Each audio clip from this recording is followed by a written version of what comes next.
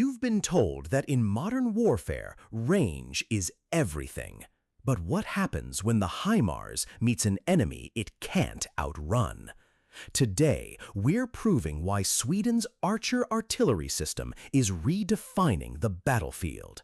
It's not just about hitting from a distance, it's about firing and vanishing before the counter battery even wakes up. Imagine a saturated battlefield where traditional artillery is a death sentence. While the HIMARS dominates long-range strikes, the Swedish Archer is pulling off 3-round bursts and disappearing in under 30 seconds. We are analyzing the shoot-and-scoot doctrine that makes Sweden's automated lethality the ultimate ghost of the Baltic frontier. Is the legendary HIMARS finally meeting its match in the Nordic forests?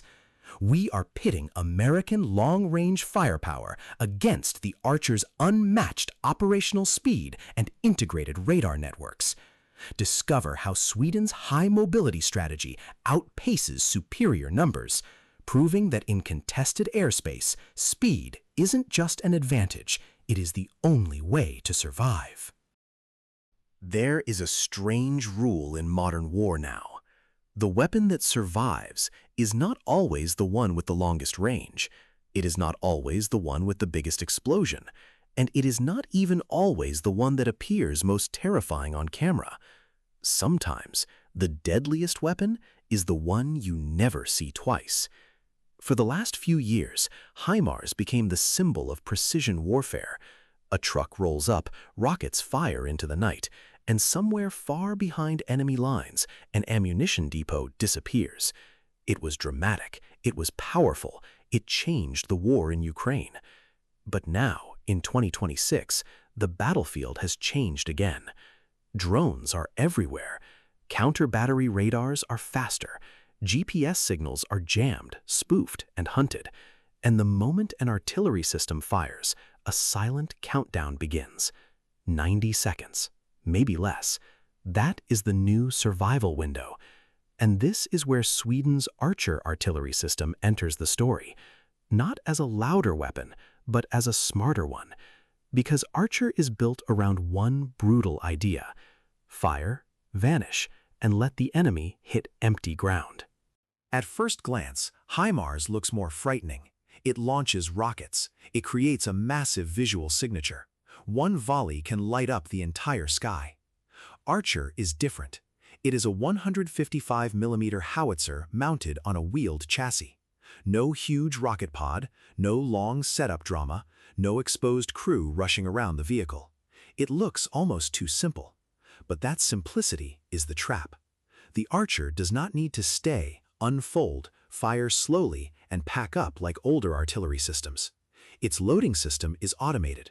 The crew remains protected inside the armored cabin. It can prepare to fire in seconds, launch its rounds, and begin moving before the enemy even understands exactly where the shot came from. That is the art of the vanishing act. And in my opinion, this is why Archer represents something bigger than just another artillery platform. It represents a new doctrine.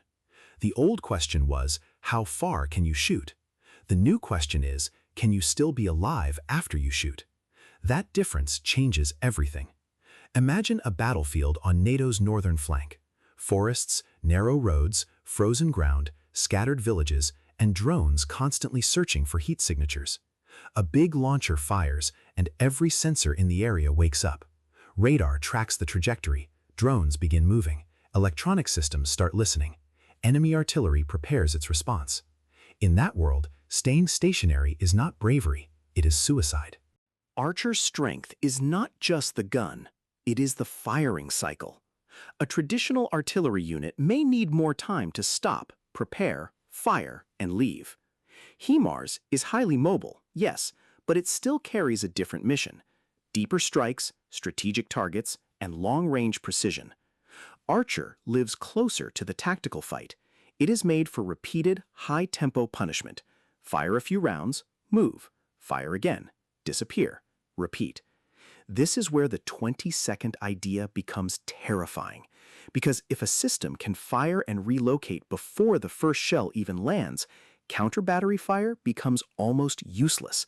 The enemy does not hit the shooter, it hits the memory of where the shooter used to be. And this is the psychological power of Archer. A commander facing Archer is not just fighting artillery, he is fighting uncertainty. Where did it fire from? Where is it now? Will the next round come from the road, the forest edge, or behind the hill? That uncertainty slows decisions. It forces the enemy to spread drones, radars, and counterfire assets across a wider area. And when a smaller force can force a larger enemy to search everywhere, the smaller force has already won part of the battle. Now, let's talk about ammunition, because this is where Archer becomes even more interesting. The 155mm bonus round gives Archer a precision anti-armor role without depending on the same logistical profile as long-range rocket systems. It is fired like artillery, but over the target area it releases sensor-fused submunitions that search for armored vehicles from above. That matters because tanks and armored vehicles are most vulnerable from the top. So Archer does not need to behave like a missile system to become dangerous to armor.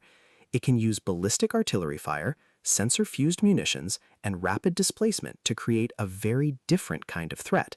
Not one giant strike, but many short, sharp, unpredictable attacks. And here is the part many people miss.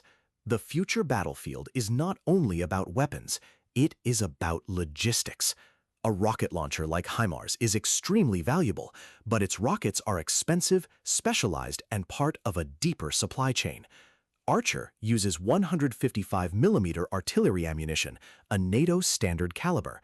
Its wheeled design makes it easier to move across roads and forest terrain compared with heavier tracked platforms. Its smaller crew and automated system reduce the human burden. That means decentralized units can operate with less support. And for Sweden, that fits perfectly into the national idea of total defense. Sweden does not think only in terms of a few large military bases. It thinks in terms of roads, forests, civilians, reserves, infrastructure, and national resilience. In that kind of defense system, Archer is not just a gun, it is a ghost moving inside a national network. Target data can come from radar, drones, aircraft, or allied sensors. Archer does not need to expose itself for long. It can receive the target, fire, and vanish again. That is why the Nordic battlefield is so different. It rewards mobility, it rewards automation, it rewards silence, and it punishes anything that behaves like a fixed target. Now, does this mean HIMARS is finished? No, that would be a lazy conclusion. HIMARS remains a powerful system. It still gives armies long-range straight capability. It can hit command posts, bridges, logistics hubs, and air defense nodes far behind the front. It is still a strategic weapon, but its role is changing. In the age of electronic denial, GPS jamming and signal spoofing have made precision warfare more complicated. Rockets that rely heavily on satellite guidance now operate in a more contested environment. The enemy is not only trying to shoot them down, the enemy is trying to confuse the invisible signals that guide them. This does not make HIMARS useless, it makes HIMARS more specialized. It becomes the backline hammer. Archer becomes the frontline knife, and sometimes the knife is what decides whether soldiers survive the next hour. This is the new Nordic doctrine. Do not mass forces where the enemy can find them. Do not build a giant target. Do not wait for perfect conditions. Move, fire, move again.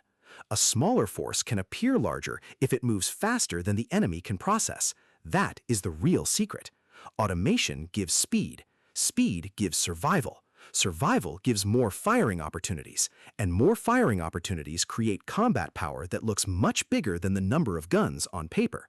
This is why Archer may become one of the most important artillery systems in Europe's northern defense strategy, not because it replaces HIMARS, but because it solves a different problem.